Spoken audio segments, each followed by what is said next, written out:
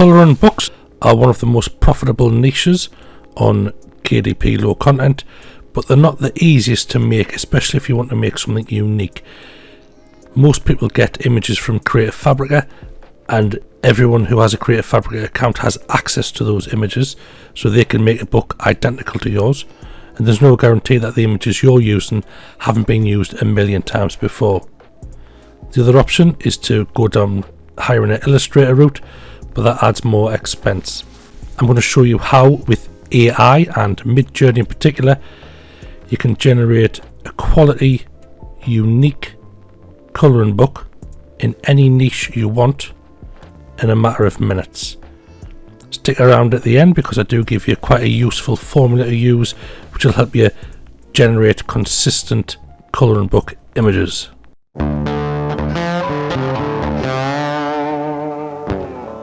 So before we start designing pages for the colouring book, we need to see what sort of colouring book we're going to do. So I'll just pop over to Amazon, and this is the sort of book that I'm thinking about doing, a cactus colouring book.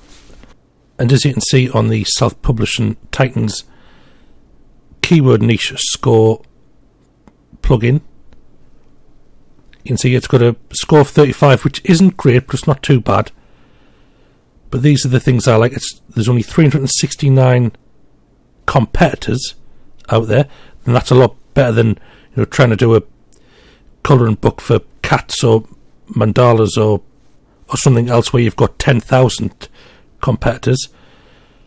It's got an average bestseller rank of 723. I've had a quick flick through, and there are some that are lower than that quite a bit. This one here is 45. 116, 500. So there are some decent ranks. I think realistically 169,000. With the base off this, they're selling about 30 books a month, and if you make £2 profit, that's £60 added to your KDP pot. And this book isn't going to take much effort to make because we're going to be using AI, so that'll be fine. And as I've always said, if you have 10 books making you £60 each, that's 600 quid extra a month you're getting. So I'm happy with the niche of cactus. So now we're back in Midjourney. This is the AI image generator tool, which I talked about in my previous video. If you don't know what it is, there are plenty of other videos out there that'll explain it a lot better than I can. But it's basically a tool where you tell the AI what you want, and it does its best to give you it. Now, it doesn't always get it right, and if you want something with 5 fingers, you can whistle for it, because I've seen some very dodgy hands it's created. But for simple things like this, it should be relatively accurate. It's a simple sign-up procedure. Just Google Midjourney, it'll take you through the Discord. You can sign up that way. There's a free version, a trial where you get 25 images. This is the paid version. I pay £10 for a month, and I can get, well, it's hard to say how many images you get for it, but it's a lot. I thought it was about 200, but it's way more than that. So to start off, we give it the command imagine, followed by a space, and then that gives us the prompt box, and in this prompt box we're going to fill in what we want. Now, I've learnt a few things, what sort of prompts you should use, and you can be as descriptive as you like, really, but the more you put in, the more diluted it becomes.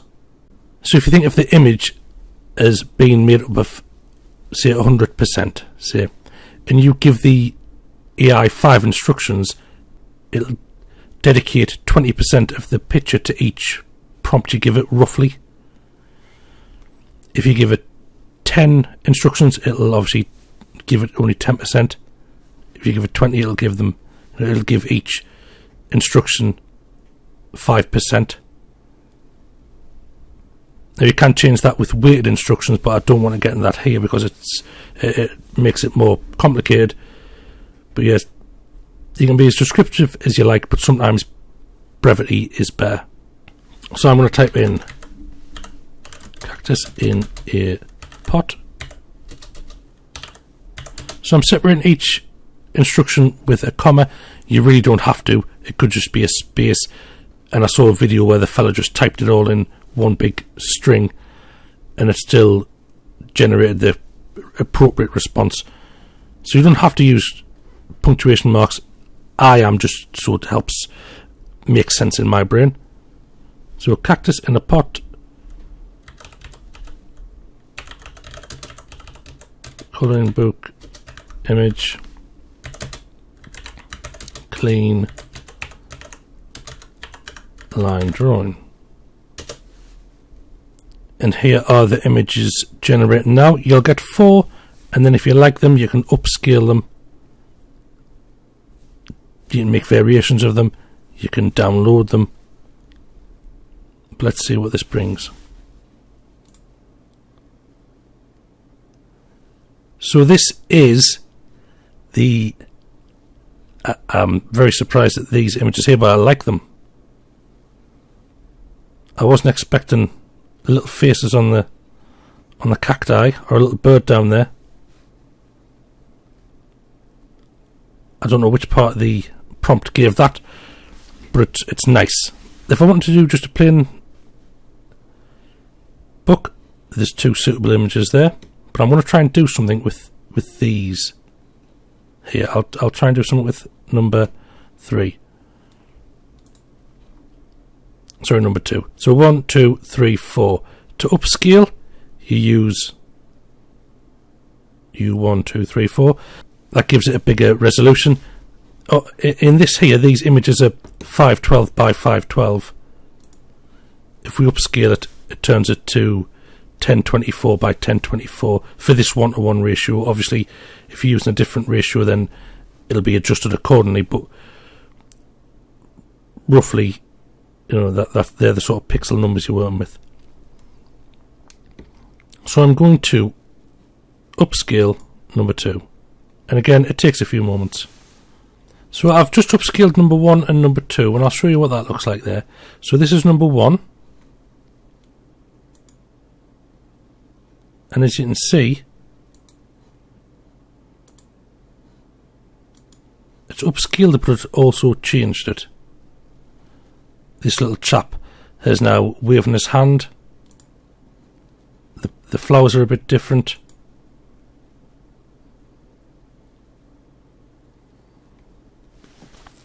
So when you upscale, it increases the resolution. It also adds more detail. Now you mightn't always want that detail, and there is a way around that. But I'll just show you number 2. So that's the original number 2 there, and this is what it's given me as an upscaled version. Now that is obviously nothing like, nowhere near as cute as that. That's some sort of deformed beast, and it looks like he's having a crafty cigarette. So what I really want is this version here upscaled, and there is a way to do that. So this is that image there. If I click on light upscale redo, it will redo the upscale, and I know it sounds like I'm talking absolute gibberish, but it'll redo the upscale, but it'll keep it as this image. So there won't be as much detail.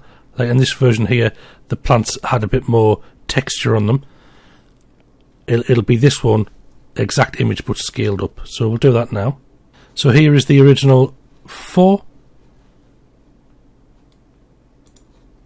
and that is the light rescale updo. So it's I'll just zoom in there.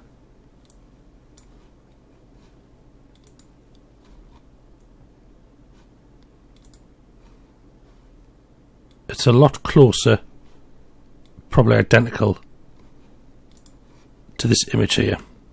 Now I think that's a fun drawing, so I'm going to try and make some more images like this. Now obviously the prompt I originally used shouldn't really have put these funny little characters in. I should have been left with these sort of images here, but because it's gave us these, I want to see what I can do with them.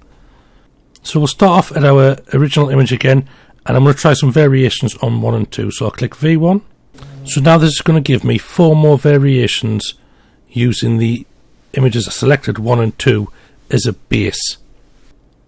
And again, there's some more good images here, so I will So I will upscale version 3 and 4 on there, and I could upscale any of these, but I'm not going to because they are starting to look a little bit freaky. And here's one upscaled version there, and there's another one there. Pretty cute. And again, you just go through the same process. You can do a light upscale, you can make variations until you have enough images that you like that you can use to make your book. To download the pages, you simply go to your profile, click on the image you want, and then click on download. And then you'd arrange them into a book by using whatever publishing software you use, Canva, InDesign, Affinity Publisher. Drag the images onto the pages, leaving a blank page in between so the bleed from the felt tips or whatever people are using to colour in won't soak through and ruin an image. It will soak through, but at least there won't be an image on the backside for it to ruin. Now it would be a lot easier if I was just going to look at images for normal cactuses, because these creatures, it's an element of uncertainty, let's put it that way. So for a normal colouring book of normal cactuses, you just you just use the same method, but you use these images version image number 3 and 4 when you're upscaling and having different variations on them. You can also change the prompt if you wanted to, or just do this prompt again and you get different results. And although there's no specific formula to get a colouring book made, I think this is a good one to use. Nice and simple. So you have your subject in there. So right, cactus in pot, in the style of a colouring book, vector lines, black and white. And that's what this prompt brings up. This is an easy method to use. So the subject, style of colouring book, vector lines, black and white, and then you just change this to whatever you fancy. I'm going to use the exact same prompt again, just to show you that different stuff does come out every time you use it. There you go, that's another 4 images. You could just do this prompt 10 times and then upscale each image.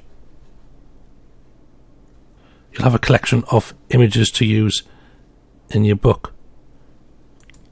Now there is a way you could get it to spell out the exact same images again, and that's using the seed with the same prompt. But we don't want that in a colouring book scenario, especially one where it's bringing out pretty consistent images anyway. It's more for things if you're trying to design images for a story where you want the characters to remain the same. So just a little reminder of a formula that I've been using to get consistency in the images. Subject, style of colouring book, vector lines, black and white. I have experimented with other things here, like just line drawn, and they all come out fine, but for continuity's sake, this is what I would recommend using if you want to make images like this. And just to prove that you can put anything in this area, there you go. This is the same prompt, but instead of using cactus in a pot, I put toy robot.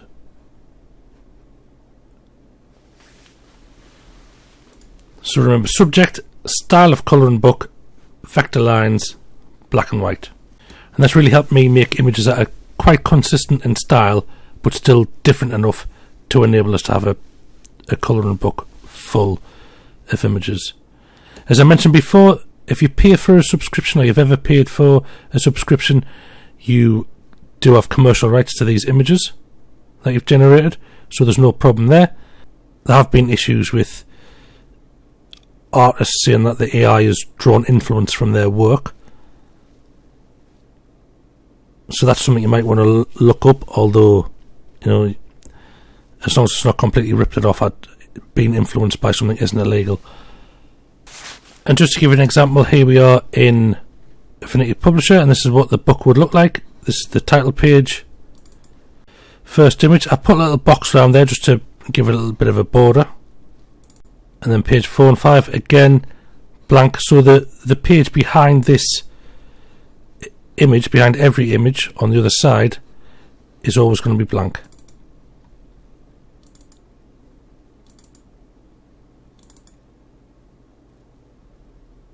and you just continue that for however many images you want to generate. I generated a lot of images there very quickly at the end when I wasn't talking or messing about. So you'll probably knock up a book like this in 10 minutes.